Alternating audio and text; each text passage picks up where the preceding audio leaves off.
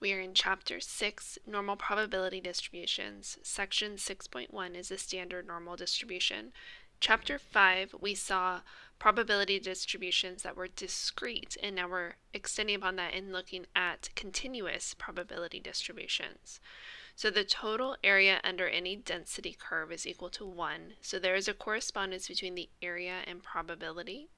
So the first type of distribution we're going to talk about is a uniform distribution. We don't see quite as often, but it is a good intro into this idea. And so this is a continuous random variable that has values that are spread out evenly over a range of possibilities. And again, this is a continuous random variable. And you can see that in this graph right below, they're spread between A and B. And if you were to multiply that distance times the height, you would get a total area of that rectangle being 1. So the example right below says the reaction time x in minutes of a certain chemical process follows a uniform probability distribution with x between 5 and 10 and equal to 5 and equal to 10. So part A says to draw a graph of the density curve. And so it does start at 5. So starting at 5, 6, 7, 8, 9, and then 10 is when it would end. And definitely could keep going. And this is our random variable x. And then on the vertical axis, we're going to have our probability. So I'm going to put p of x. And so since we're going from 5 to 10, it does say it's uniform. I'm going to go ahead and put that on there. And since that total area of the curve is going to be equal to 1, we know that each of these little rectangles in here, this is why the uniform probability distribution is nice to look at, is because it makes everything rectangles and easy to calculate area. And so each of these would be 1/5 since we had 5 of them.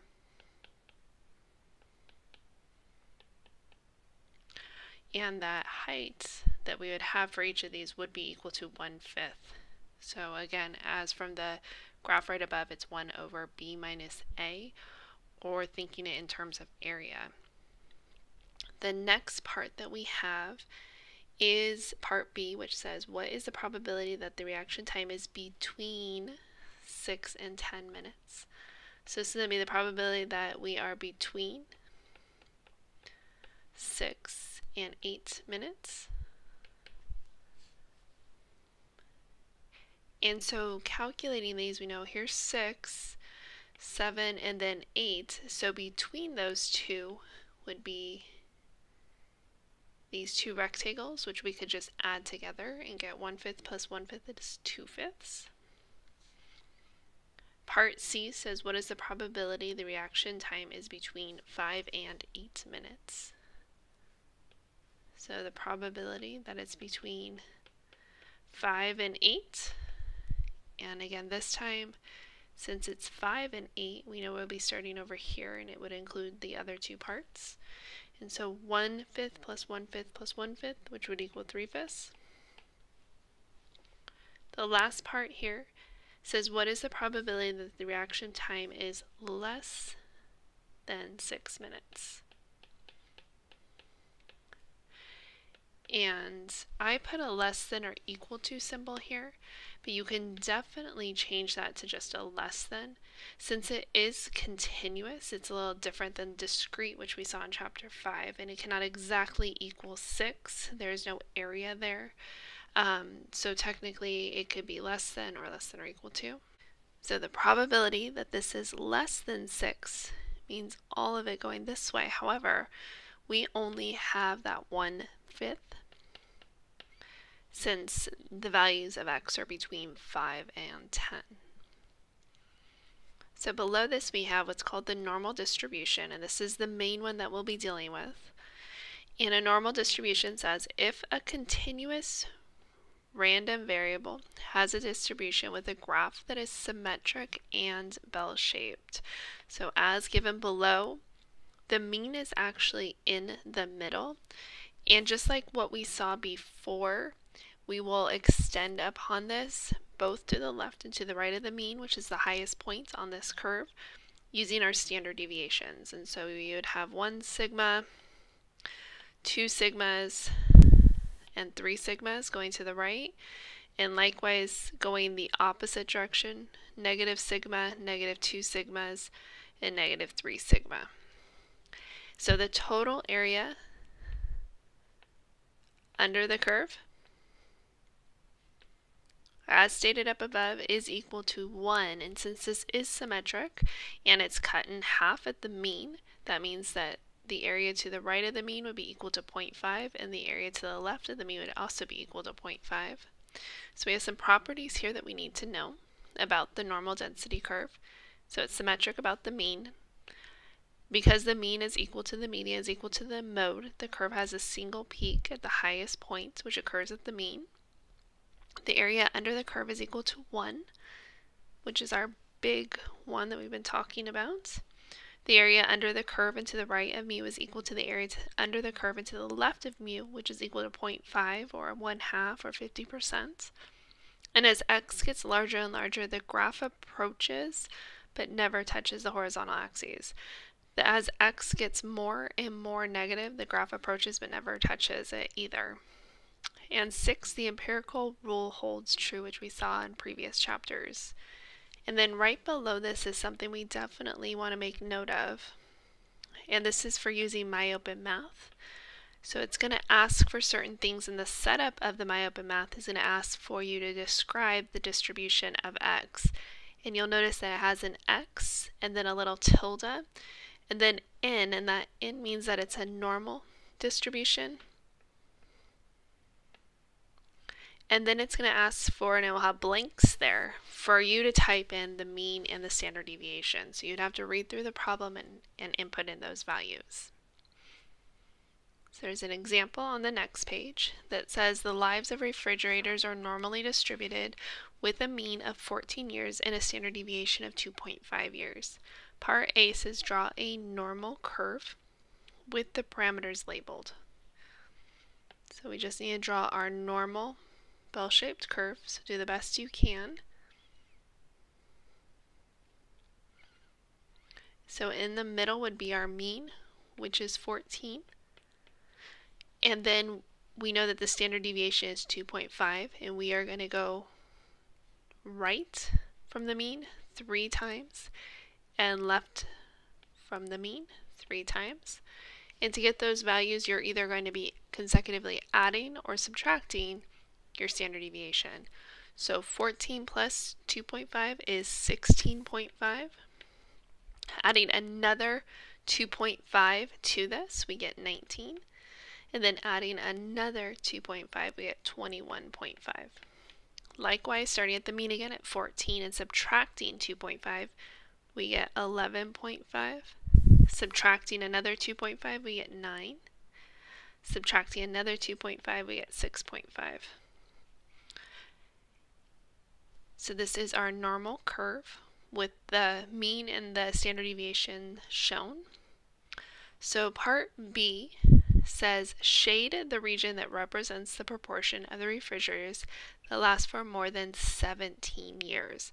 So I don't have exactly 17 on here, but I do know that it is larger than 16.5 by a little bit. And so I'm going to go ahead and I'm going to label it up above. If you can fit it below, that would be great. If not, label it above. It says that lasts for more than 17 years. So since it says more than, I'm going to shade this to the right. So all of these are representing refrigerators that last for more than 17 years. Part C says suppose the area under the normal curve to the right of x equals 17 is 0.1151. So that means that this shaded area, since it says the area under the normal curve and to the right of it, means that the shaded area is equal to 0.1151. Provide 2 interpretations of this result. And so I'm going to rewrite the 0.1151 as a percent, since we're more used to talking with percents than we are with just decimals. So 11.51% of fridges last more than 17 years. So the flip of this area that's not shaded over here, remember total area under the curve is equal to 1, so we would do 1 minus 0.1151, and we would get an answer of 0.8849. So writing this as a percent, we're going to have 88.49% of fridges last, and this is representing them lasting less than 17 years.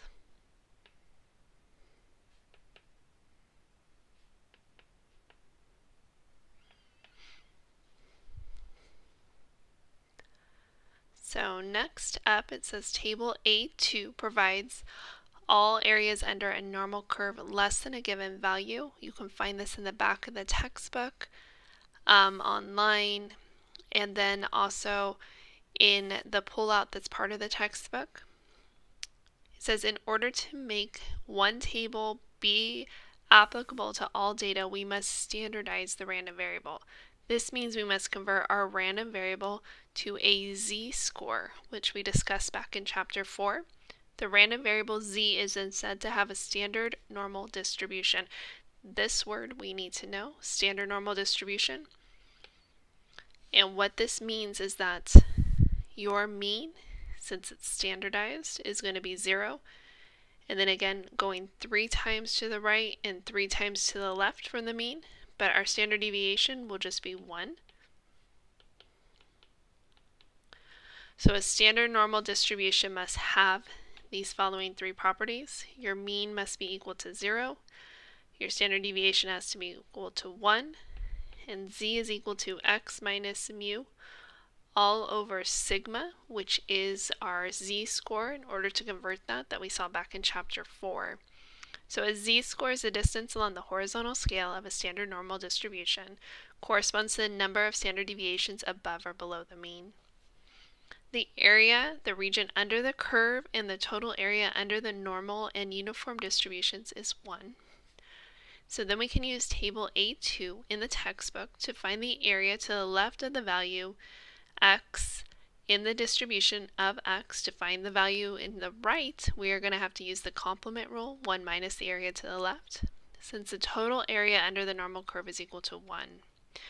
One of the things that's usually pretty common is to round our z-scores to 2 decimal places. That's in order to use a table, but it's also pretty standard with the calculator. So this is steps for finding the area under the normal curve by hand. I'm going to go ahead and let you look at that on your own. We're going to focus more on using the calculator. So on the next page, there's a box with the steps. So the steps for finding the probability of a normal random variable with a TI-83 or 84 graphing calculator. Step 1 will be to draw a normal curve. So you will need to be drawing your normal curves on exams and on homework, and shading the desired area. Part 2, you're going to go to second vars, and we're looking for normal CDF. Remember, normal cumulative distribution, which means that you are looking for that value and then lower. So normal CDF is going to ask for a few things to be inputted. It's going to ask for a lower bound, upper bound, the mean, and the standard deviation. And then a few things here. It's going to be when you don't have a lower bound or when you don't have an upper bound. This means that it goes on forever to the left or to the right. And so with this, it's going to be -1 E99. Now make a little note in your notes that this E does not mean the letter E. This means exponential. And so look for the comma, and above the comma you will notice EE, and that is what you're going to have to be using.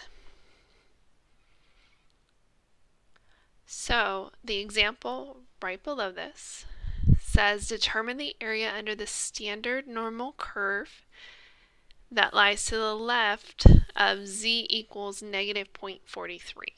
So the first thing to note is that it does say it's a standard normal curve, and whenever we have that, we know that our mean is 0 and our standard deviation is equal to 1. So first step is to draw your normal curve. Since it does say it's a standard normal curve, I will put 0 in the middle for my mean. So it does say my z-score is negative 0.43, and negative 0.43 would be to the left of my mean. It's not too far, but I will go ahead and put it in negative 0.43. And it does say that lies to the left. So find the area that lies to the left. So shading this, I'm going to shade from the left of that negative 0.43.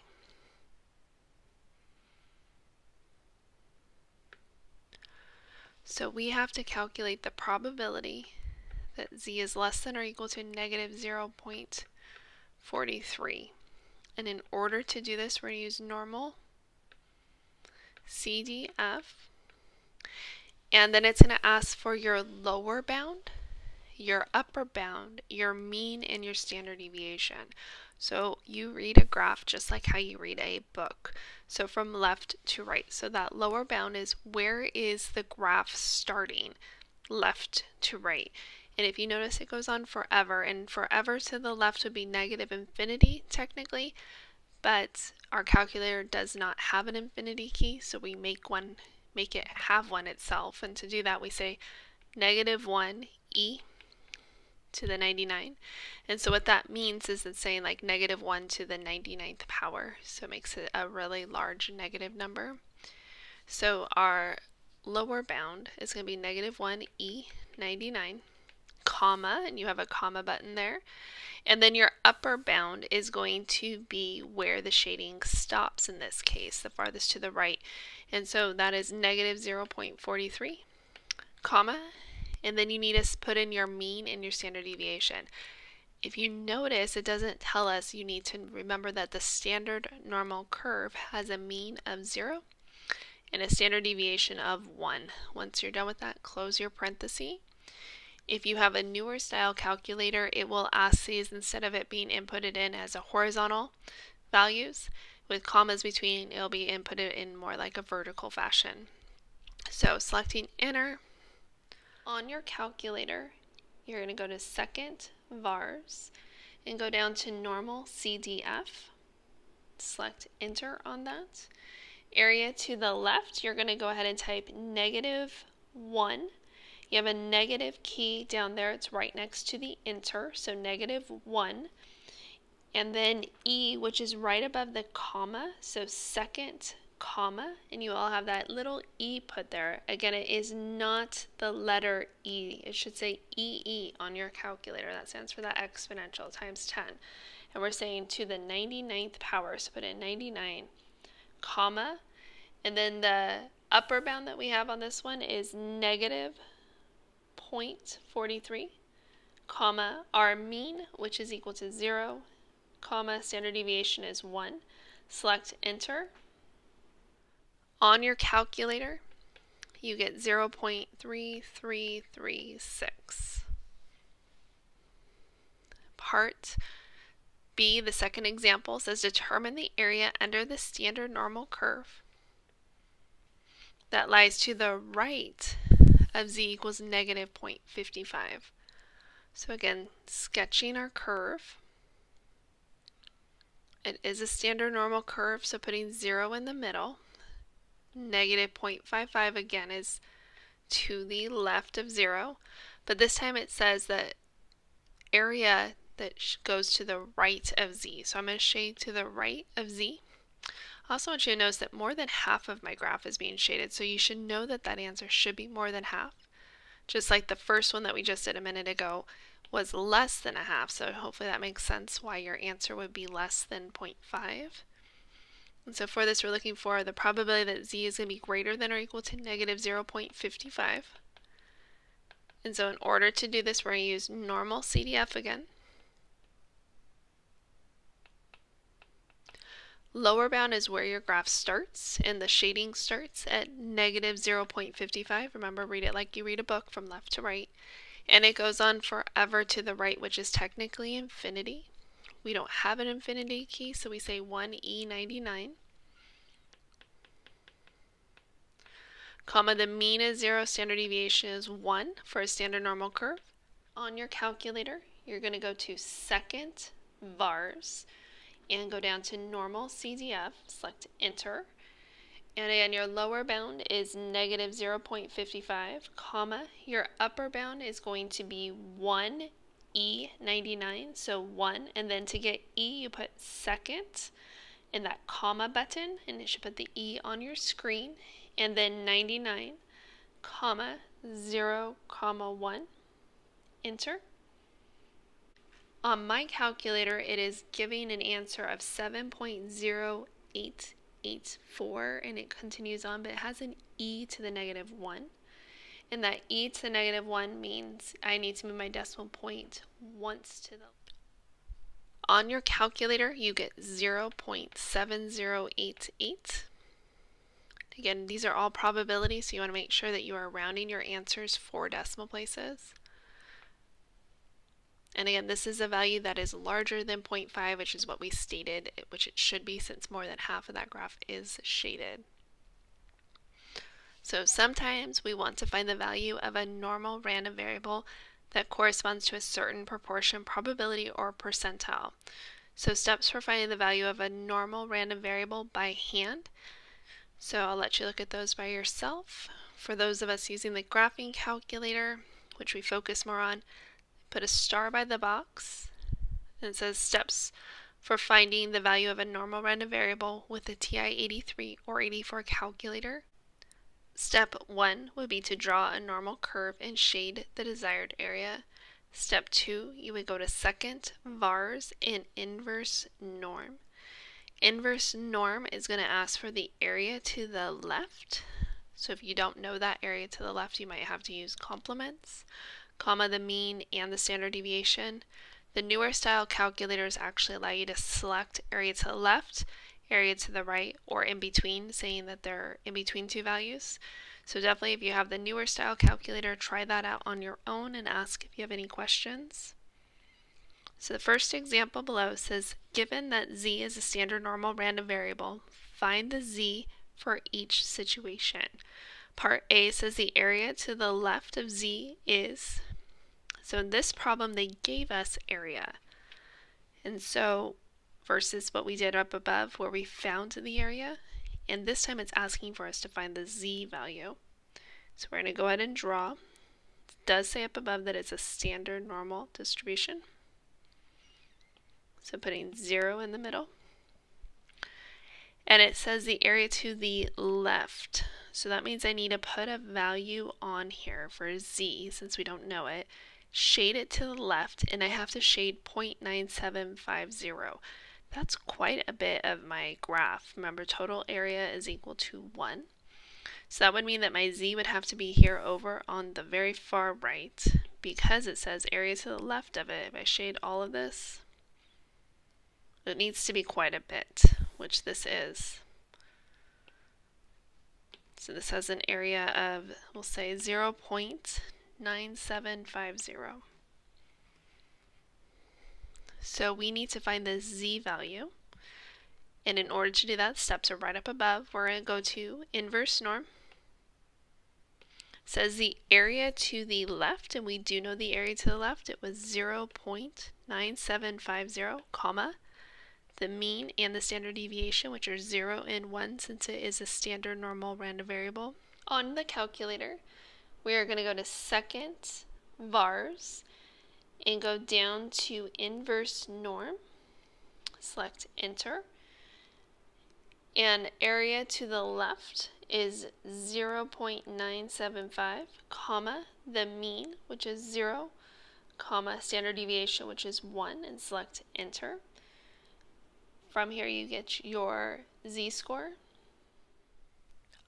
On your calculator, we're going to go ahead and round this 2 decimal places since that's typically how z-values are rounded unless otherwise stated. We get 1.96. Part B says the area to the right of z is 0.1314. So again, drawing a standard normal curve. 0 would go in the middle. This time I need to put z on and shade the area to the right, and it's not as large as what we dealt with in the part A problem. So putting this on, I'm going to say z is somewhere over here to the right. When I shade it to the right of the mean is where z is, and then shading it to the right is what it says. This little area here would be 0.1314. So in order to calculate z, we use inverse norm, but we have a little bit of a problem here. For those of us with the older style calculators, we have to calculate that area to the left. And the area to the left would be this part over here that was not highlighted in there. And to get that, we have to use the complement. So 0 minus 1.314, which works out to being 0.8686. So on the older style calculators, it asks for area to the left, comma the mean and the standard deviation. Close your parenthesis. On your calculator, you're going to go to second, vars, go down to inverse norm, select enter. Area to the left is 0.8686, comma 0 for our mean, comma 1 for our standard deviation. Select enter. From the calculator, rounding 2 decimal places, we get 1.12. And again, look at those values of z. Both a and b are to the right of 0, which means they should be positive values. 1.96 and 1.12 are positive values. Right below this, we have critical values. For a standard normal distribution, a critical value is a z-score on the borderline that separates those z-scores that are significantly low and significantly high. So the notation for this expresses z alpha as denoting the z-score with an area of alpha to the right. So if it's z means that standard normal, so 0 in the middle, and z alpha denotes a z-score. So if I were to go ahead and put down z alpha, that means that it's going to have an area of alpha to the right. So going to the right, that means that this area here would be equal to alpha. The next example says find the value of z sub 0.025. So in order to do this, we're first going to sketch our standard normal curve, and again it's standard normal because that is a z there. If it didn't have the z, if it had an x, then it would just be a normal curve. And so we know that we have a mean of 0, and so we're trying to find the value of z, and again that value here that we have, that little sub number, is equal to alpha as stated up above.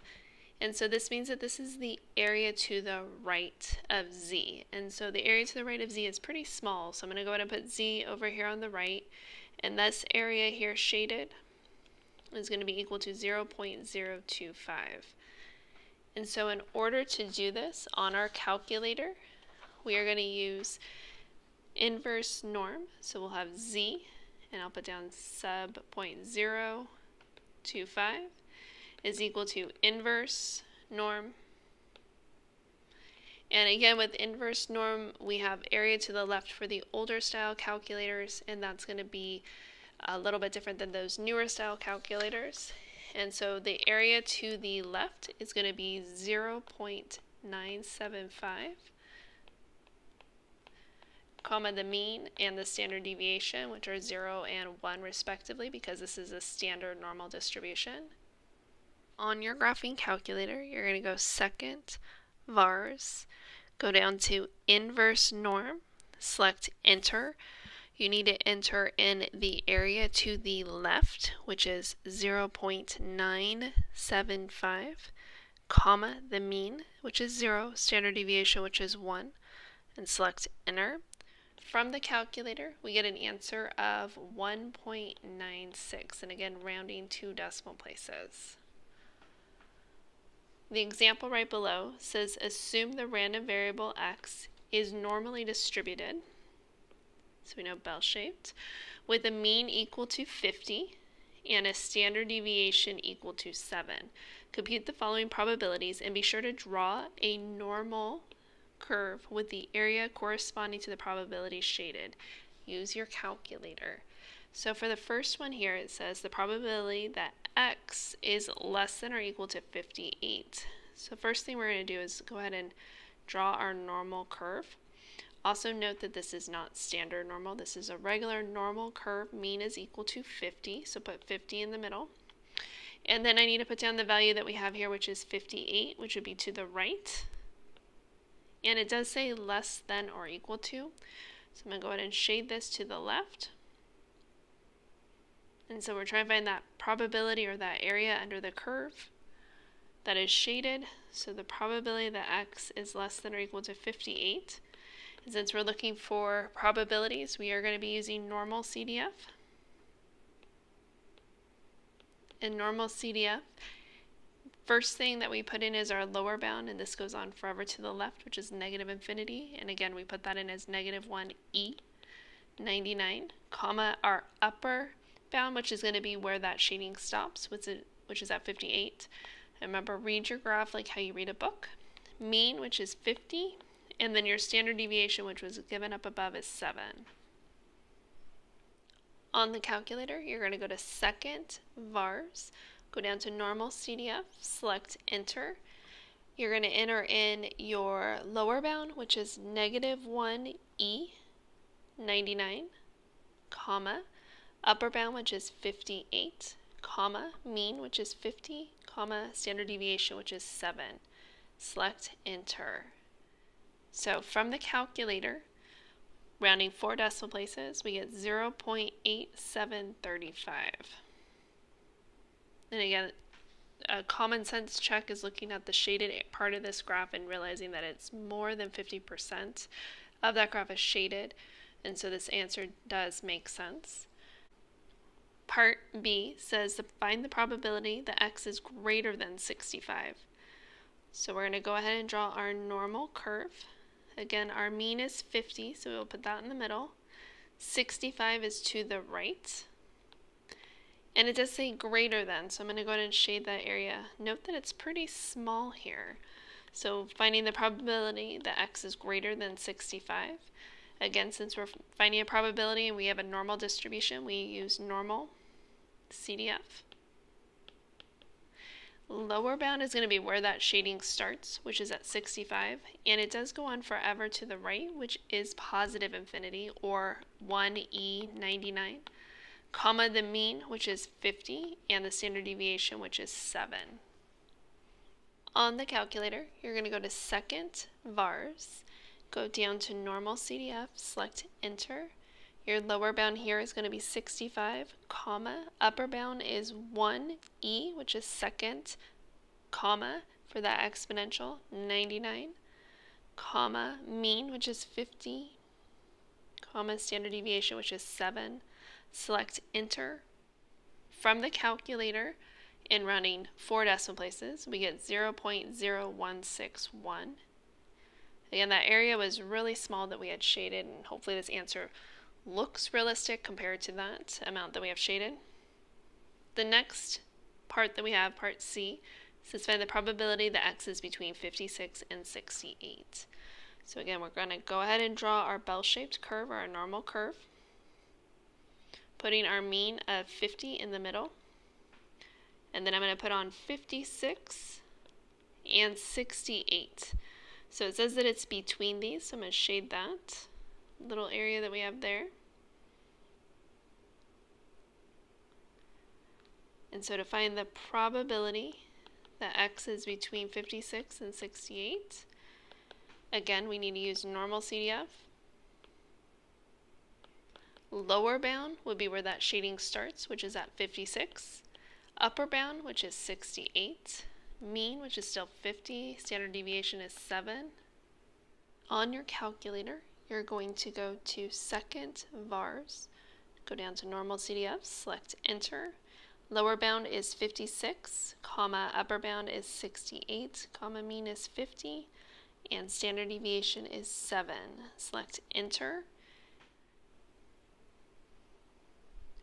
From the calculator, and rounding 4 decimal places, we get 0.1906, which again, hopefully looks realistic compared to what we have, that area that we have shaded.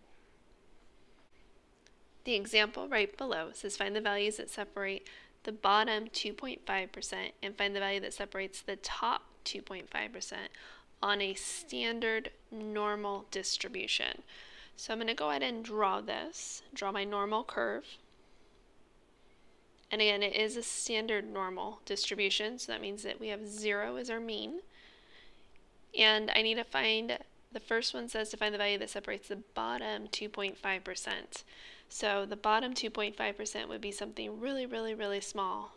So this is the same thing as a decimal is 0.025. And so this little area here would be 0.025. I'm going to go ahead and call this Z1. And then it also says to find the value of Z that separates the top 2.5%, which again is going to be that 0.025. So we have a small little shaded area here. I'm going to go ahead and call that one Z2. So Z1 is equal to, and now to find those values of Z, you'll notice that it is opposite of what we have in that example that we just had a minute ago, right up above. And so to find those, we have to use inverse norm. And so for inverse norm, area to the left, mean and standard deviation. So for Z1, the area to the left is 0.025. Mean is 0, standard deviation is 1. Z2 is also inverse norm. And then area to the left, this time area to the left of Z2 would be all of this, and I highlighted it here. And to get that shaded area, we have to do 1 minus 0.025, which does equal 0.975. So the area to the left is 0.975. Again, if you have the newer style calculators, you do have an option to look at area to the left, area to the right, or between. So definitely try that out, and if you have questions, make sure to ask. Mean is 0, standard deviation is 1. To calculate Z1 and Z2 on your graphing calculator, you need to go to second, vars, go down to inverse norm, select enter. It's going to be area to the left and for Z1, that is 0.025, comma the mean, which is 0, standard deviation, which is 1. Select enter. For Z2, we go ahead and do that the same way. Do second, vars, go down to inverse norm, select enter. Area to the left this time is 0.975. Mean is 0, standard deviation is 1. Select enter. And we get our z-scores. So from the calculator, we get for the first one, Z1, negative 1.96. And for the second one, for Z2, we get positive 1.96. So if you notice, these are the same values, with one being positive and one being negative. And hopefully you remember that your normal distributions are symmetric about the mean, meaning that the left and the right side are identical to one another. And so that hopefully should make sense. If Z is an absolute value, a distance from 0, it would be that distance of 1.96. And Z1 is to the left, meaning that it's negative, and Z2 is to the right of the mean, meaning that it would be positive.